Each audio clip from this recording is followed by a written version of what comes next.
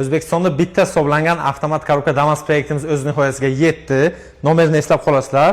Hisob aka mashinangizning obzorini ko'rsatamizmi? Marhamat.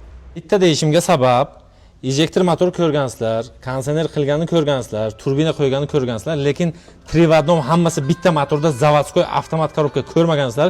Motorimizning o'tirishlarga baho berasizlar. Hech qayeri kesilmagan, svarka bo'lmagan, besperedelka один к одному o'tiribdi.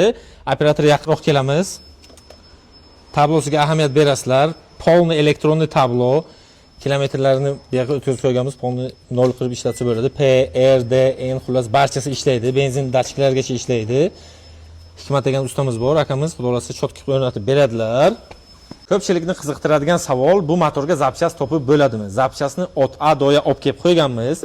Ko'rishlaringiz mumkin, rem komplekt, barcha salnik, prokladka, salnik klapan xullas hamma narsasi bor. Bu birinchi moment. Ikkinchi moment, pompalari bor, barchasi yangi zapchastlar, soni chegaralanmagan.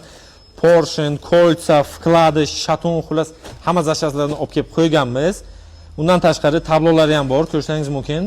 Hikmat akam polni xudo xolasa chiroyli qilib shu Damasimizga o'xshab o'rnatib beradilar. Videoni Damas tanishlarimizga jo'natib qo'yamiz.